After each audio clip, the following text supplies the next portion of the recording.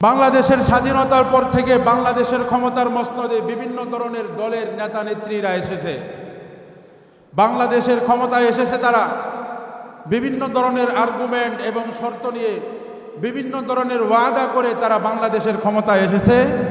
এই ৫৫ বছরে তারা বাংলাদেশের মানুষের অধিকার প্রতিষ্ঠা করতে পারে না। কথাগণ, এই ৫৫ বছর বাংলাদেশের স্বাধীনতার এই ৫৫ বছরে বাংলাদেশের মানুষ আজকে জুলুম নির্যাতন থেকে মুক্ত হতে পারে নাই। চুরি ডাকাতি ছিনতাই রাহাজানি থেকে মুক্ত হতে পারে নাই। রাস্তাঘাটে আজকে আমার মুসলমান ভাইয়ের লাশ পড়ে থাকে। এখান থেকে আল্লাহর নবীর সিরাত থেকে আমরা যে শিক্ষা গ্রহণ করতে পারি, স্বাধীনতার এই ৫৫ বছর পার হয়ে যাওয়ার পরেও আমরা সফলতার মুখ দেখতে পারি নাই, এর একমাত্র কারণ হলো আমরা কোরআন সুন্নাহ মনোনীত ইসলামিক দলগুলোকে আমরা ক্ষমতায় যাইতে দেই নাই। আজকেও যদি আমরা ঘুরে দাঁড়াই, স্বাধীনতার এই ৫৫ বছর পরে এসেও যদি আমরা এই বাস্তবতা উপলব্ধি করতে পারি, ইনশাল্লাহ ইসলামিক দল যদি ক্ষমতায় আসে, কোরআন সুন্নাহ অনুযায়ী যদি রাষ্ট্র প্রতিষ্ঠা হয়, কোরআন সুন্নাহর ভিত্তিতে যদি আমাদের রাষ্ট্র পরিচালনা হয়, আল্লাহর কসম করে বলতে পারি বাংলার জমিন অবশ্যই জুলুম থেকে মুক্ত হবে। অবশ্যই, কোনো সন্দেহ নাই। এজন্য আমার ভাইরা, সমাজ থেকে যদি জুলুম আর নির্যাতনকে যদি ঝাঁটাপেটা করে বিদায় করতে হয়, অন্যায় আর শোষণকে যদি সমাজ থেকে চিরতরে বিতাড়িত করতে হয়, কোরআন সুন্নাহর রাজ কায়েম করা ছাড়া বিকল্প কোনো রাস্তা নাই। বিশ্বনবী সাল্লাল্লাহু আলাইহি ওয়াসাল্লামের বায়োগ্রাফি গত ৩টি জুমায় আমরা রসুলের বায়োগ্রাফি থেকে, রসুলের জন্মের পূর্ব থেকে একদম ৪০ বছর পর্যন্ত উপনীত হয়েছি। আজকে চতুর্থ পর্বে আল্লাহ নবীর ৪০ বছরের জীবনী থেকে আমরা সামনে আলোচনা করব ইনশাআল্লাহ।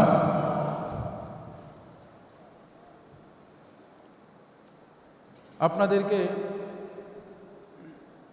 গত জুমায় বা তার আগের জুমায় একটা বিষয় মেনশন করেছিলাম যে আল্লাহ নবী সাল্লাল্লাহু আলাইহি ওয়াসাল্লাম যখন তার বয়স ১৭, তখন তিনি একটি সামাজিক শান্তি প্রতিষ্ঠার জন্য একটি সংগঠন প্রতিষ্ঠা করেছিলেন।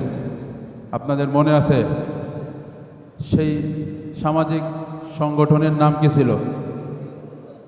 একটু জোরে কোন। হেল্পফুল ফজল নাম কি ছিল? আমার ভাইয়েরা খুব ভালো করে বুঝবেন, ১৭তম বয়সে আল্লাহর নবী হেল্পফুল ফজল প্রতিষ্ঠা করলেন। ৪০ বছরে আল্লাহর নবী যখন উপনীত হলেন, তখন ১৭ থেকে ৪০ বছর কতদিন হয়?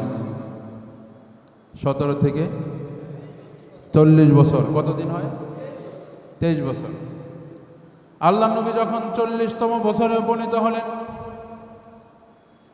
আল্লাহর নবী গভীর মনোযোগ সহকারে একটু চিন্তা ফিকির করলেন, আমি আমার জীবনের ১৭তম বছরে একটা সংগঠন প্রতিষ্ঠা করেছিলাম, যে সংগঠনের মাধ্যমে সমাজের থেকে জুলুম নির্যাতন চুরি রাহাজানি ছিনতাই ডাকাতি যত ধরনের অপরাধ আছে, সমস্ত ধরনের অপরাধকে সমাজ থেকে নির্মূল করবার জন্য আমি হেল্পফুল ফজল সংগঠন করেছিলাম।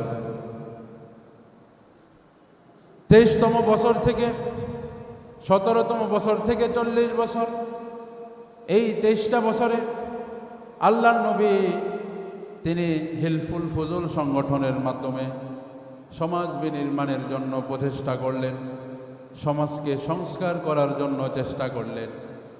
কিন্তু আল্লাহর নবী ৪০ বছরে উপনীত হইয়া দেখেন, এই ২৩ বছর তিনি যে মেহনত করেছেন, মেহনতের ফলাফল শূন্য। মেহনতের ফলাফল কি? কোনো ফায়দা হয় না। সমাজ থেকে জুলুম নির্মূল করা যায় না। ওই রকম কোনো ভূমিকা হেল্পফুল ফজল প্রতিষ্ঠা করতে পারে না। এরপরে আল্লাহর নবীকে আল্লাহ তাআলা ওহী দিলেন। ৪০তম বয়সে আল্লাহর নবী যখন ওহীপ্রাপ্ত হলেন, ৪০ বছর বয়সে আল্লাহর নবী যখন নবী হলেন, ৪০ থেকে আল্লাহর নবী তার জীবনের শেষ পর্যন্ত 63 বছরের হায়াত পেয়েছিলেন। আমার ভাইয়েরা বলেন তো দেখি 40 থেকে 63 কত বছর হয়? একটু জোরে কোন। তার মানে আল্লাহ নবী নবুয়ত প্রাপ্তির পূর্বেও একটা সংগঠনের মাধ্যমে 23 বছর মেহনত করেছেন। আবার নবুয়ত প্রাপ্তির পরে তিনি আরেকভাবে আরেকটা পদ্ধতিতে এই পৃথিবী সংস্কারের জন্য, আরব সমাজকে বিনির্মাণ করার জন্য তিনি চেষ্টা মুজাহাদা করেছেন। কিন্তু পূর্বের 23 বছরের চেষ্টা মুজাহাদাগুলো একদম শূন্য ফলাফল, কোনো ফলাফল আসে নাই।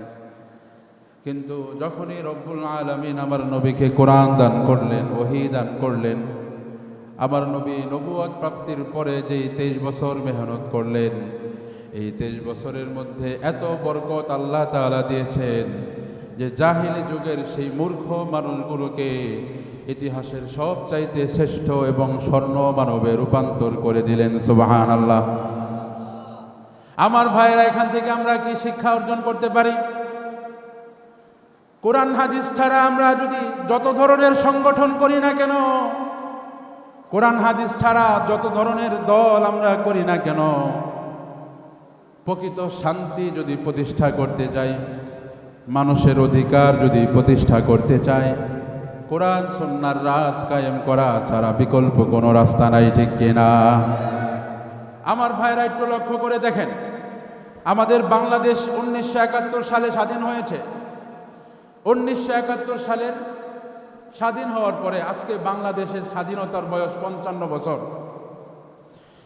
বাংলাদেশের স্বাধীনতার পর থেকে বাংলাদেশের ক্ষমতার মসনদে বিভিন্ন ধরনের দলের নেতা নেত্রীরা এসেছে। বাংলাদেশের ক্ষমতায় এসেছে তারা বিভিন্ন ধরনের আর্গুমেন্ট এবং শর্ত নিয়ে, বিভিন্ন ধরনের ওয়াদা করে তারা বাংলাদেশের ক্ষমতায় এসেছে। এই 55 বছরে তারা বাংলাদেশের মানুষের অধিকার প্রতিষ্ঠা করতে পারে না। কথাগণ, এই 55 বছর বাংলাদেশের স্বাধীনতার এই 55 বছরে বাংলাদেশের মানুষ আজকে জুলুম নির্যাতন থেকে মুক্ত হতে পারে নাই। চুরি ডাকাতি ছিনতাই রাহাজানি থেকে মুক্ত হতে পারে নাই। রাস্তাঘাটে আজকে আমার মুসলমান ভাইয়ের লাশ পড়ে থাকে। এখান থেকে আল্লাহর নবীর সিরাত থেকে আমরা যে শিক্ষা গ্রহণ করতে পারি, স্বাধীনতার এই 55 বছর পার হয়ে যাওয়ার পরেও আমরা সফলতার মুখ দেখতে পারি নাই, এর একমাত্র কারণ হলো আমরা কোরআন সুন্নাহ মনোনীত ইসলামিক দলগুলোকে আমরা ক্ষমতায় যাইতে দেই নাই। আজকেও যদি আমরা ঘুরে দাঁড়াই, স্বাধীনতার এই 55 বছর পরে এসেও যদি আমরা এই বাস্তবতা উপলব্ধি করতে পারি, ইনশাল্লাহ ইসলামিক দল যদি ক্ষমতায় আসে, কোরআন সুন্নাহ অনুযায়ী যদি রাষ্ট্র প্রতিষ্ঠা হয়, কোরআন সুন্নাহর ভিত্তিতে যদি আমাদের রাষ্ট্র পরিচালনা হয়, আল্লাহর কসম করে বলতে পারি বাংলার জমিন অবশ্যই অবশ্যই জুলুম থেকে মুক্ত হবে, অবশ্যই, কোনো সন্দেহ নাই।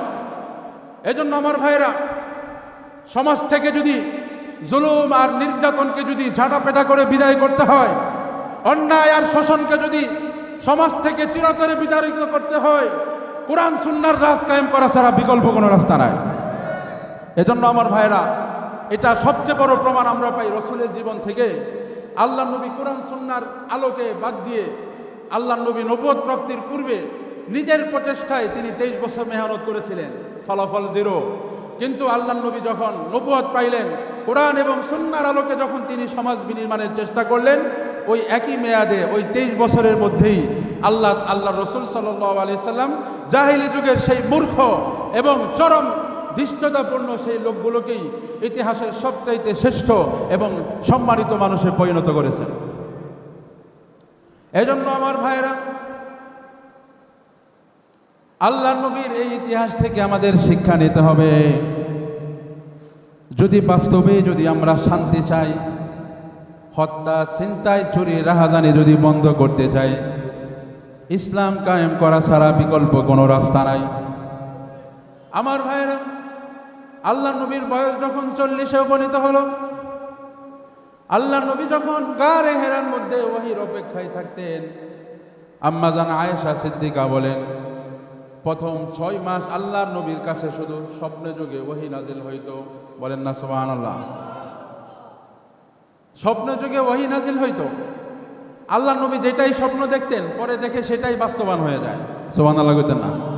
কারণ রসুলদের স্বপ্ন এটা আমাদের মতো সাধারণ কোনো স্বপ্ন নয়। রসুলদের যত স্বপ্ন আছে সেগুলো একজনের পক্ষ থেকে ওহী। চিল্লায় বলেন তো তিনি কে? আল্লাহর পক্ষ থেকে ওহী ছিল রসুলের স্বপ্নগুলো। আমার ভাইরা, স্বপ্নের মাধ্যমে যখন ওহী নাজিল হওয়ার পর্ব শেষ হলো, এবার আল্লাহ নবীর কাছে হযরত জিবরিল আমিন আলাইহিস সালাতু ওয়াস সালাম একদিন হঠাৎ করে চলে আসলেন। আল্লাহর নবীকে এসে বললেন, ইকরা, হে মুহাম্মদ তুমি পড়ো। আল্লাহ নবী বললেন, মা আনা বিকরিন, আমি তো পড়তে জানি না। জিবরিল আলাইহিস সালাতু ওয়াস সালাম এভাবে আমাকে 3 বার বললেন। তৃতীয়বারও যখন আমি বললাম পড়তে পারি না, জিবরিল আলাইহিস সালাতু ওয়াস সালাম আল্লাহর নবীকে এবার একটা জোরে চাপ দিলেন।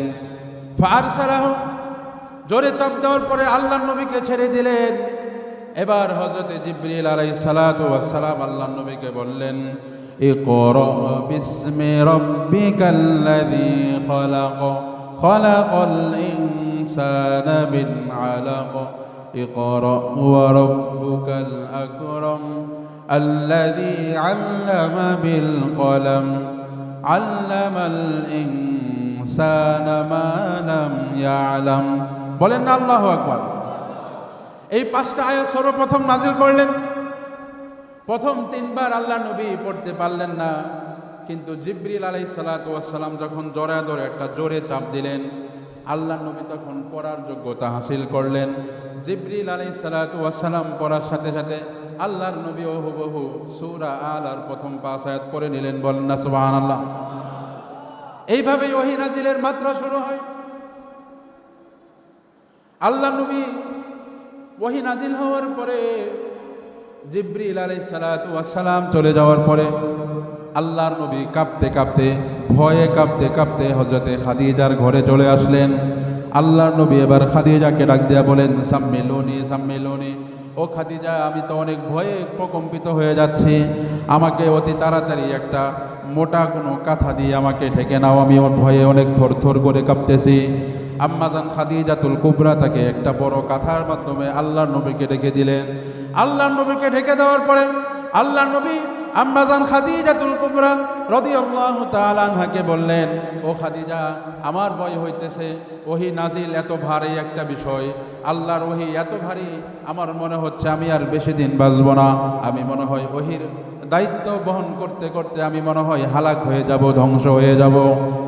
আম্মাজান খাদিজাতুল কুবরা বলেন, না ইয়া রাসূলুল্লাহ, ইয়া হাবিবাল্লাহ, আপনি ধ্বংস হইতে পারেন না, কারণ আপনার মধ্যে অনেক ভালো ভালো গুণ আছে। আপনি মেহমানদের আতিথেয়তা করেন, আপনি বস্ত্রহীনদের বস্ত্রের ব্যবস্থা করে দেন, আপনি যারা সহায় সম্বলহীন আছেন তাদেরকে সহযোগিতা করেন। সুতরাং আপনার মতো ভালো মানুষরা কখনো আল্লাহ তাআলা ধ্বংস করবেন না। বলেন না সুবহানাল্লাহ। কিন্তু আল্লাহর নবীর অন্তর থেকে ভয় কাটতেছিল না। এটা কি হলো? হঠাৎ করে এমন জোরে একটা চাপ দিল আমাকে। এরপরে ওহী নাজিল হওয়ার পরে আল্লাহ নবী যেই একটা ভার, যে একটা ওজন অনুভব করলেন, আল্লাহ নবীর অন্তর থেকে ভয় দূর হইতেছিল না। এই পর্যায়ে আল্লাহ নবীর মন থেকে ভয় দূর করবার জন্য আম্মাজান খাদিজাতুল কুবরা রাদিয়াল্লাহু তাআলা আনহা আল্লাহ নবীকে নিয়ে গেলেন ওয়ারাকা বিন নওফলের কাছে। ওয়ারাকা বিন নওফল ছিল আম্মাজান খাদিজাতুল কুবরার চাচাতো ভাই। ওয়ারাকা বিন নওফল ছিল একজন খ্রিস্টান ধর্মাবলম্বী মানুষ। সে যেহেতু পূর্বের আসমানি কিতাবের আলেম ছিল, এই জন্য খাদিজাতুল কুবরা আমার আপনার নবীকে সেই ওয়ারাকা বিন নওফলের কাছে নিয়ে যায়। ওয়ারাকা বিন নওফল এবার জিজ্ঞাসা করলো, হে মুহাম্মদ, তোমার সাথে কি ঘটনা ঘটেছে আমাকে বলো। রাসূল সাল্লাল্লাহু আলাইহি ওয়াসাল্লাম ওয়ারাকা বিন নওফলকে যখন ওহীর বিস্তারিত ঘটনা শোনালেন, ওয়ারাকা বিন নওফল যেহেতু পূর্বের আসমানি কিতাবের আলেম ছিলেন, ওয়ারাকা বিন নওফল সাথে সাথে বুঝতে পেরে গেলেন যেই লোকটা আল্লাহর নবীর কাছে এসেছিল সে অন্য কোনো লোক নয়, এটা হলো ওই লোক যেই লোককে রব্বুল আলামিন মূসা কালিমুল্লাহর কাছে ওহী নাজিল করার জন্য পাঠাইতেন। বলেন না সুবহানাল্লাহ। ওয়ারাকা বিন নওফল সে যেহেতু আসমানি কিতাবের আলেম ছিল, ইনজিল কিতাবের আলেম যেহেতু ছিল, সে বুঝতে পারলো যে আল্লাহর নবীর কাছে যে লোকটা আসছে, এই আলামত সব কিছু শোনার পরে বুঝলেন এটা আর কেউ নয়, এটা হলো ওই জিব্রাইল যিনি পৃথিবীর ষোললগ্ন থেকে যত নবী পৃথিবীতে এসেছে সমস্ত নবীদের কাছে যিনি ওহী সরবরাহ করেছিলেন, এটা হলো ওই জিব্রাইল। বলেন না সুবহানাল্লাহ। এই পর্যায়ে ওয়ারাকা বিন নাওফাল বললেন, ইয়া রাসূলুল্লাহ, ইয়া হাবিবাল্লাহ, আপনি তো নবী হতে যাচ্ছেন, আল্লাহ তাআলা আপনাকে নবী এবং রসুল হিসেবে মনোনীত করেছেন, তবে সামনে আপনার অনেক বড় বিপদ আছে। আপনার সম্প্রদায়ের লোকেরা আপনাকে আপনার শহর থেকে বের করে দিবে। আল্লাহর হাবিব বললেন, ওয়ারাকা বিন নাওফাল, এটা তুমি কি বলতেছো? আমার সম্প্রদায়ের লোকেরা আমাকে তাদের কলিজার থেকেও বেশি ভালোবাসে, নিজের আপন সন্তান থেকেও মক্কাবাসীরা আমাকে বেশি ভালোবাসে। শুধু তাই নয়, আমি তাদের কাছে এত বিশ্বস্ত একজন মানুষ, মক্কার মানুষেরা আমাকে বিশ্বাস করে আল আমিন উপাধিতে ভূষিত করেছে। এই মক্কাবাসী লোকেরা যারা আমাকে এত ভালোবাসে, তারাই আমাকে আবার আমার শহর থেকে বের করে দিবে। ওয়ারাকা বিন নাওফাল বললেন, হ্যাঁ, আপনি যখন নবিয়তের দাবি করবেন, আপনি যখন আপনার রিসালাতের দায়িত্ব আপনার মক্কা শহরের মধ্যে পৌঁছে দিবেন, তখন এই মক্কা শহরের যেই লোকেরা আপনাকে কলিজার চেয়েও বেশি ভালোবাসে, এই মক্কা শহরের সেই লোকগুলোই আপনার জন্য জানের দুশমন হয়ে যাবে। বলেন না নাউজুবিল্লাহ। ওয়ারাকা বিন নাওফাল বললেন, হায় আফসোস, আল্লাহ তাআলা যদি আমাকে সেই পর্যন্ত হায়াত দিতেন, তাহলে আমি আপনাকে নাসরুন মুআজ্জারুন, খুব শক্তিশালী সাহায্য আপনাকে আমি করতাম, আপনার সম্প্রদায়ের বিরুদ্ধে আপনার পক্ষ হয়ে আমি লড়াই করতাম, আর আপনি নবী হিসাবে আপনার প্রতি আমি ঈমান আনতাম। কিন্তু জানি না, আমি তো বার্ধক্যে উপনীত হয়ে গিয়েছি, আমি কি ঈমান আনতে পারবো নাকি এর আগেই মৃত্যুবরণ করি, আমি জানি না। ওয়ারাকা বিন নাওফালের কথা শুনে আল্লাহর নবী এবার সান্ত্বনা পেলেন। আল্লাহর নবী এবার বাড়িতে ফিরে আসলেন। আল্লাহর নবী এবার নবুয়তের দায়িত্ব সমগ্র আরবের মধ্যে গোপনে গোপনে দায়িত্ব পালন করতে শুরু করলেন। আল্লাহর নবীর দাওয়াতে সর্বপ্রথম আম্মাজান খাদিজাতুল কুবরা, মহিলাদের মধ্যে খাদিজাতুল কুবরা সর্বপ্রথম ইসলাম ধর্ম গ্রহণ করেন।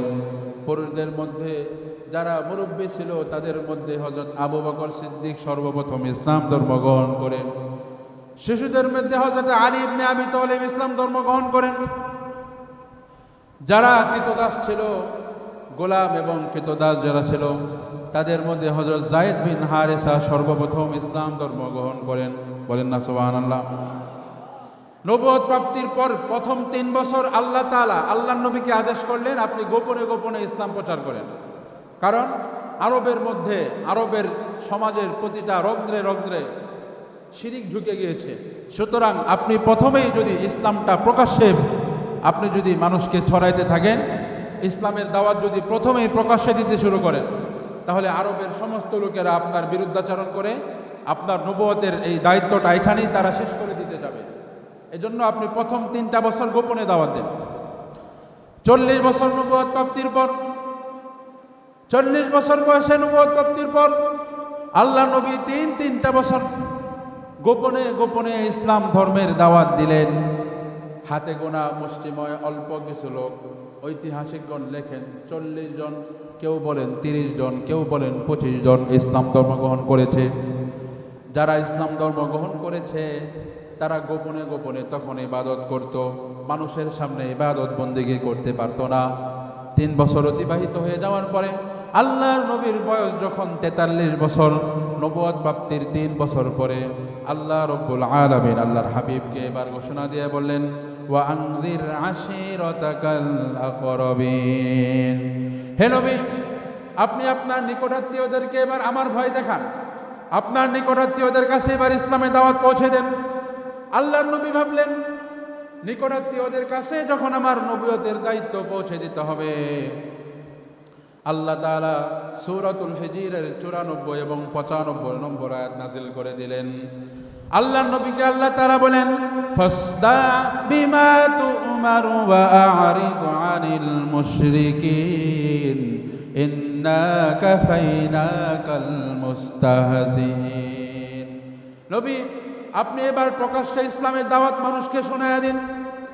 তবে আপনি যখন প্রকাশ্যে ইসলামের দাওয়াত দিবেন, মক্কার কাফের মুশরিক বেঈমান যারা আছে তারা আপনার শত্রু হয়ে যাবে, তারা আপনার পিছনে লেগে যাবে। তবে আপনি ভয় পাওয়ার কোনো কারণ নাই। ওয়া আনযির আশিরাতাকাল আকরাবিন ওয়া আরিদ আনিল মুশরিকিন। আপনি আল্লাহ তাআলার দাওয়াতগুলো মানুষের কাছে পৌঁছে দিতে থাকেন প্রকাশ্যেই, কাউকে ভয় করার দরকার নাই। ওয়া আরিদ আনিল মুশরিকিন, মুশরিকরা আপনাকে ক্ষতি করতে চাবে, মুশরিকরা আপনাকে অপদস্থ করতে চাবে, মুশরিকরা আপনাকে পাগল বলবে, মুশরিকরা আপনাকে কবি বলবে, আপনাকে তারা গণক বলবে, জাদুকর বলবে। আপনি তাদের কথার প্রতি ভ্রুক্ষেপ না করে আপনি আমার দাওয়াতগুলো মানুষের কাছে প্রকাশ্যে ছড়িয়ে দেন। বলেন না সুবহানাল্লাহ। আল্লাহ নবী এবার চিন্তা করলেন, আল্লাহ তাআলা যেহেতু এবার প্রকাশ্যে মানুষকে ইসলামের দাওয়াত দেওয়ার কথা বলেছে, সুতরাং একজন একজন কইরা যদি দাওয়াত দেই, দৈনিক যদি একজনকে দাওয়াত দেই, সারা আরবের মধ্যে কত হাজার হাজার লোক, কত বছর লাগবে চিন্তা করে দেখেন। এবার আল্লাহর নবী তার প্রেজেন্স অফ মাইন্ড কাজে লাগালেন। আল্লাহর নবী এবার মিডিয়া পদ্ধতিতে আল্লাহর নবী এবার কাজ করতে লাগলেন। আল্লাহর নবী এবার তার মিডিয়া শক্তি কাজে লাগাইলেন। আল্লাহ নবী চিন্তা করলেন কিভাবে একটা সময় একই মুহূর্তে অনেকগুলো মানুষের কাছে পৌঁছে দেওয়া যায়। মিডিয়াতে যেমন বর্তমানে একটা খবর এক জায়গা থেকে প্রচারিত হয়, কিন্তু এই একটা মিডিয়ার মাধ্যমে এই একই খবর লক্ষ লক্ষ মানুষ, কোটি কোটি মানুষ দেখতে পারে। কথা কোন ঠিক না বেটা? দেখতে পারে না? তা আল্লাহ নবী তৎকালীন জমানায়, তখন তো এত মিডিয়া ছিল না, তখন তো এত বিজ্ঞানের উৎকর্ষ ছিল না, তখন সেই যুগ অনুযায়ী আল্লাহ নবী চিন্তা করলেন একজন একজন দাওয়াত দিলে তো অনেক বছর লেগে যাবে মক্কার মানুষদেরকে দাওয়াত দিতে দিতে। তো একটা বুদ্ধি বাইর করা দরকার যে একই সময়ে একই মুহূর্তে অনেকগুলো মানুষকে দাওয়াত দেওয়া যায়। এবার আল্লাহ নবী তিনি তার মিডিয়া মাইন্ড তাকে কাজে লাগিয়ে আল্লাহ নবী একটা অভিনব পদ্ধতি বাইর করলেন। আল্লাহ নবী মক্কার অদূরে সাফা পাহাড়ের উপরে উঠে গেলেন। পাহাড়ের উপর উঠে আল্লাহ নবী একটা লাল কাপড় নিয়ে এভাবে মাথার উপর ঘুরাইতে লাগলেন। লাল কাপড় নিয়ে আল্লাহ নবী মাথার উপর ঘুরাইতে লাগলেন এবং আরবের কুরাইশের তৎকালীন জমানার বড় বড় যত বংশ আছে, যত গোত্র আছে, প্রত্যেকটা গোত্রের নাম ধরে ধরে আল্লাহর নবী ডাক দিতে লাগলেন। আরবের তৎকালীন নিয়ম ছিল, যখন কোনো মহা বিপদ আসে, যখন কোনো অনেক মহা বিপদ আসন্ন হয়, তখন মানুষেরা উলঙ্গ হয়ে তাদের নিজের শরীরের কাপড়গুলো মাথার উপর এভাবে ঘোরাইতো। তখন আশেপাশের সমস্ত লোকেরা পাহাড়ের উপরে উঠে এই কাজটা যখন তারা করত, তখন পাহাড়ের এই পাশে ওই পাশে চতুর্দিকের সমস্ত লোকেরা এই উলঙ্গ লোকটাকে দেখে, কাপড় ঘোরানো দেখে তারা বুঝতে পারতো এখানে একটা বিশেষ জরুরি কোনো বার্তা আছে। কিন্তু আল্লাহ নবী তো এরকম লজ্জাহীন না। আল্লাহ নবী নিজের শরীরের কাপড়ও খুলতে পারেন না। আল্লাহ নবী একটা লাল কাপড় নিলেন। লাল কাপড় নিয়ে আরবের বড় বড় যত গোত্র ছিল, ছোট বড় সমস্ত গোত্রদেরকে ডাক দিয়ে ডাকলেন, নাম ধরে ধরে ডাকলেন। আল্লাহ নবী যেহেতু বিশ্বাসী ছিলেন, আল্লাহ নবী যেহেতু আল আমিন উপাধিতে ভূষিত ছিলেন, আল্লাহ নবী যখন এইভাবে ডাকলেন, আরবের প্রত্যেকটা গোত্রের লোকেরা অত্যন্ত গুরুত্ব সহকারে সাফা পাহাড়ের পাদদেশে এসে জমা হতে লাগলো। প্রত্যেকজন লোক সাফা পাহাড়ের পাদদেশে উপস্থিত হতে লাগলো। যদি কোনো প্রয়োজন বশত কোনো মানুষ সেখানে উপস্থিত হতে না পারে, অন্য আরেকজন হইলেও তারা পাঠিয়ে দিয়েছে, যাও আমাদের ভাতিজা মোহাম্মদ কি বলে একটু শুনে আসো, অবশ্যই গুরুত্বপূর্ণ কোনো কথা বলবে, না হলে সে তো এইভাবে মানুষকে জড়ো করার কথা না, তোমরা যাও গিয়ে শুনে আসো। এইভাবে আরবের বিভিন্ন গোত্রের লোকেরা সাফা পাহাড়ের পাদদেশে যখন জমা হয়ে গেল, আল্লাহর নবী পাহাড়ের উপর থেকে এবার আরবের প্রত্যেকটা গোত্রের সকল লোকদেরকে উদ্দেশ্য করে বললেন, ও আমার আরবের লোকেরা, ও আমার গোত্রের লোকেরা, আমি যদি তোমাদেরকে একটা সংবাদ দেই, আমি যদি তোমাদেরকে কোনো কথা বলি, তাহলে তোমরা বিশ্বাস করবে নাকি? উপস্থিত সকলে বলো, হে মোহাম্মদ, তুমি আমাদের মাঝেই জন্মগ্রহণ করেছ। জন্মগ্রহণ করার পরে লম্বা একটা সময় তুমি আমাদের মাঝেই বিচরণ করেছ। আমাদের আরব ভূমিতেই তুমি বিচরণ করো, বসবাস করো। আমরা অনেক মানুষকে মিথ্যা কথা বলতে শুনেছি, অনেক মানুষকে ধোঁকা দিতে শুনেছি, কিন্তু তোমার জন্মের পরে আজকে পর্যন্ত কখনো তোমাকে মিথ্যা কথা বলতে শুনি নাই। বলেন না সুবহানাল্লাহ। দেখেন আমরা কেমন নবীর উম্মত। আমাদের নবী জন্মের পরে 40 বছর বয়স, 43 বছর বয়স হয়ে গিয়েছে। এই পুরো বয়সের মধ্যে সমগ্র আরবের প্রত্যেকটা গোত্র এ সাক্ষী দিচ্ছে যে নবী মুহাম্মদকে আমরা কখনো মিথ্যা বলতে শুনি নাই। সুবহানাল্লাহ বারিত গিয়া। আর রসুলের উম্মত হিসেবে আমরা আশেকে রসুল দাবি করি। আশেকে রসুল দাবি করে অনেক বেদাত করি, অনেক ফালাফালি করি, সিন্নি নিয়ে জিলাপি নিয়ে অনেক ফালাফালি করি, আশেকে রসুল দাবি করি। কিন্তু রসুলের আসল উম্মত যদি আমরা হইতাম, উম্মত হিসেবে আমাদেরও দরকার ছিল আমরাও যেন জীবনে মিথ্যা না বলি। কথাক্ষণ ঠিক না বেটি? কিন্তু আমাদের অধিকাংশ ম্যাক্সিমাম মুসলমান, আমাদের সমাজের 90 থেকে 95% মুসলমানের অবস্থা এত দুর্যোগপূর্ণ, মুসলমানদের ইমানি হালত এত দুর্বল, মুসলমান দৈনিক একটাও মিছা কথা বলে না এমন মুসলমান খুঁজে পাওয়া যাবে না। ঠিক কিনা? কথা কয় না? আপনাদের কি শরম করে আমাদের এই হালত কিনা? উঠতে বসতে আমরা মিথ্যা কথা বলি, অথচ আরবের গোত্রেরা, প্রত্যেকটা গোত্রের সকল লোকেরা সমস্বরে বলল আমরা তো কখনো আপনাকে মিথ্যা বলতে শুনি নাই, সুতরাং আপনি যদি আমাদেরকে কোনো সংবাদ দেন অবশ্যই আমরা বিশ্বাস করব। এবার আল্লাহর নবী বললেন, হে আরবের লোকেরা, আমি যদি তোমাদেরকে সংবাদ দেই এই পাহাড়ের পিছনে একটা সৈন্যদল আছে, শত্রু বাহিনীর সৈন্যদল এই পাহাড়ের পিছনে আছে, সেই সৈন্যদল অল্প কিছুক্ষণের মধ্যেই তোমাদের উপর আক্রমণ চালাবে, তোমাদেরকে মেসাকার করে ফেলবে, তোমাদেরকে হত্যা করে তোমাদেরকে একদম এই মক্কার জমিন থেকে উৎখাত করে দিবে, তাহলে তোমরা আমার কথা বিশ্বাস করবে নাকি? আরবের লোকেরা বলল, অবশ্যই অবশ্যই আমরা আপনার কথা বিশ্বাস করব এবং সেই অনুযায়ী আমরা প্রস্তুতি গ্রহণ করব। আল্লাহ নবী বললেন, তাহলে আরবের লোকেরা আমি তোমাদেরকে বলতেছি, তোমরা আরবের লোকেরা বহু মূর্তির ইবাদত করে, একাধিক প্রভুর ইবাদত করে, তোমরা মূর্তি পূজা, আগুন পূজা, গাছ পূজা, প্রকৃতি পূজার মাধ্যমে তোমরা আরবের সমস্ত লোকেরা জাহান। সর্বপ্রথম যে ব্যক্তি কথা বলল সে ছিল আল্লাহর নবীর চাচা আবুল আহাব। আবুল আহাব সে সর্বপ্রথম প্রতিবাদ করে আল্লাহ নবীকে বলল, তাব্বান লাকা ইয়া মুহাম্মদ আলিহাযা জামাতানা, হে মুহাম্মদ তুমি ধ্বংস, তুমি কি এই ধরনের ফালতু কথা বলার জন্য আমাদেরকে জমা করেছ? আমাদের বাপদাদাদেরকে আমরা আজীবন দেখে আসতেছি, তারা একাধিক ইলার ইবাদত করে, বহু ইবাদতে আমরা পারদর্শী, 360টা মূর্তির ইবাদত করে আমরা অভ্যস্ত, আর তুমি আজকে আমাদেরকে একজন উপাস্যের ইবাদত করার কথা বলতেছ। এই ধরনের ফালতু আর অহেতুক কথা বলার জন্য তুমি আমাদেরকে জমা করেছ। নাউজুবিল্লাহ বলেন না। আল্লাহ তাআলা সাথে সাথে আবু লাহাবের ধ্বংস হওয়ার ব্যাপারে আল্লাহ নবীর উপর একটা সূরা নাজিল করে দিলেন। সূরার নাম ছিল সূরাতুল লাহাব। আপনারা পারেননি? আল্লাহ তাআলা নাজিল করে দিলেন, তাব্বাত ইয়াদা আবি লাহাবি ওয়া তাব্বা মা আগনা আনহু মালুহু ওয়া মা কাসাব সায়াসলা নারুন যাতা লাহাবি ওয়া ইমরাআতুহু হাম্মালাতাল হাতাব ফি জিদিহা হাবলুম মিন মাসাদ। আল্লাহ তাআলা আয়াত নাযিল করে জানিয়ে দিলেন, তাব্বাত ইয়াদা আবি লাহাবি ওয়া তাব।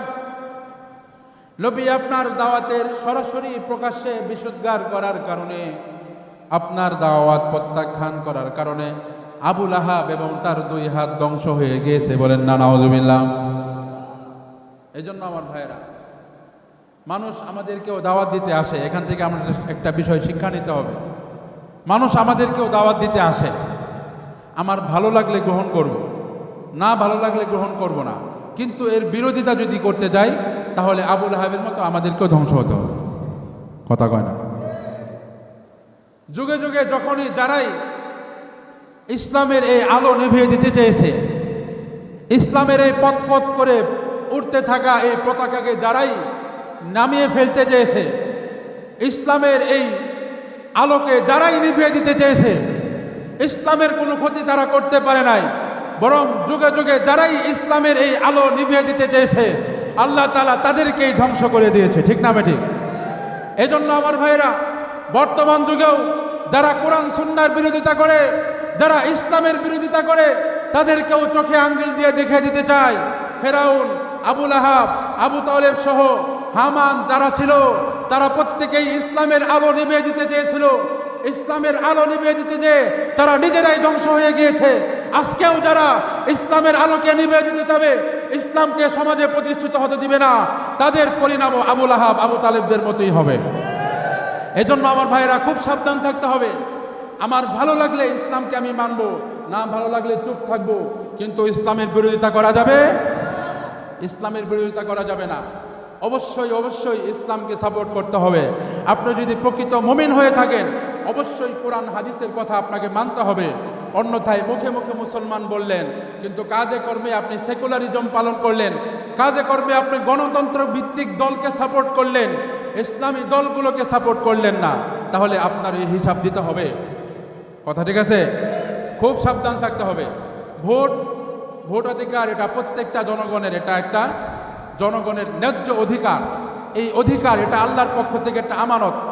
আপনি আপনার আমানত কি রক্ষা করেছেন নাকি রক্ষা করেন নাই, এই আমানতের খেয়ানত করেছেন কিনা, কিয়ামতের ময়দানে আল্লাহর কাছে জবাবদিহিতা করতে হবে। সুতরাং এই যে 18 কোটি 20 কোটি মানুষ এই বাংলাদেশে, এর মধ্যে 90-92% মানুষ মুসলমান। এত মুসলমান থাকা সত্ত্বেও বাংলাদেশে কেন কোরআন হাদিসের আইনগুলো বাস্তবায়ন করা যাচ্ছে না? কেন? কারণ আমরা মুনাফিক মার্কা মুসলমান, আমরা মুখে মুখে মুসলমান, কিন্তু কাজে কর্মে আমরা ভোট দিয়ে যাই সেকুলারকে। যারা মানুষের উপর জুলুম করে, মানুষের সম্পদগুলো যারা আত্মসাৎ করে, মানুষের সম্পদগুলো যারা বিদেশে পাচার করে, ঘুরে ফিরে আমরা সেই দলটাকেই ভোট দিই। 5 বছর একজন জুতা দেয়া বেড়ে যায়, আরেক 5 বছর আমরা আরেক দলের কাছে যাই, আরেক চোরের কাছে যাই। আবার ওই চোর যখন জুলুম করে শেষ করে, আবার আগের চোরের জুলুম ভুলে গিয়ে আমরা আগের চোরের ভোট দিই। কথা কয় না? এই ধরনের আত্মভোলা জাতি যতদিন আমরা থাকব, ততদিন পর্যন্ত এই বাঙালি জাতির উপকার জীবনেও হবে না। এই বাঙালি জাতি কখনো এই জুলুম, এই নির্যাতন থেকে কখনো মুক্তি পাবে না। খুব সাবধান থাকতে হবে আমার ভাইয়েরা। যে কথা বলতেছিলাম, আল্লাহর নবী আল্লাহ তাআলার দাওয়াত পেয়ে, আল্লাহ তাআলার আদেশে নবুয়ত প্রাপ্তির 3 বছর পরে প্রকাশ্যে এবার মুসলমানকে দাওয়াত দিতে শুরু করলেন। সর্বপ্রথম বিরোধিতা করেছে আবু লাহাব। আবু লাহাব বিরোধিতা করে আবু লাহাব ধ্বংস হয়েছে। সুতরাং বর্তমানেও যারা ইসলাম কায়েম করতে যা বিরোধিতা করে, তারাও আবু লাহাব, আবু তালেবদের মতো ধ্বংস হবে, ঠিক না বেঠিক? আমার ভাইয়েরা, এইভাবে আল্লাহর নবী দাওয়াতি কার্যক্রম চালিয়ে গেলেন। আস্তে আস্তে মুসলমানদের সংখ্যা বাড়তে লাগলো। আল্লাহর নবীর দাওয়াতি কার্যক্রম যখন মক্কার অলিতে গলিতে ছড়ায় গেল, মক্কার কাফের মুশরিক বেঈমান যারা ছিল, তখন তারা আল্লাহর নবীর এই দাওয়াতি কার্যক্রম বন্ধ করার জন্য, আল্লাহর নবীর বিরুদ্ধে তারা অপকৌশল গ্রহণ করার জন্য অনেকগুলো পদক্ষেপ তারা গ্রহণ করে। মোট 5টা পদক্ষেপ গ্রহণ করে।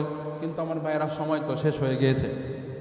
সুতরাং আল্লাহর নবীর এই দাওয়াতি মিশনকে বন্ধ করে দেওয়ার জন্য, বানচাল করার জন্য মক্কার মুশরিক বেঈমানেরা যে 5টা পদক্ষেপ গ্রহণ করেছিল, ইনশাল্লাহ আল্লাহ তাআলা যদি আমাকে হায়াতে বাঁচায় রাখেন, আগামী সপ্তাহে রসুলের বায়োগ্রাফির 5ম খণ্ডে আমরা ইনশাল্লাহ আলোচনা করব। আজকে যতটুকু আলোচনা হয়েছে, আল্লাহ রসুলের এই সিরাতের অংশ থেকে আল্লাহ তাআলা যতটুকু শিক্ষা নেওয়ার, যতটুকু আমল করার বিষয় আছে, আমাদের সবাইকে শিক্ষা গ্রহণের এবং আমল করার তৌফিক দান করুন। আমিন। আটু জোরে বলেন আমিন।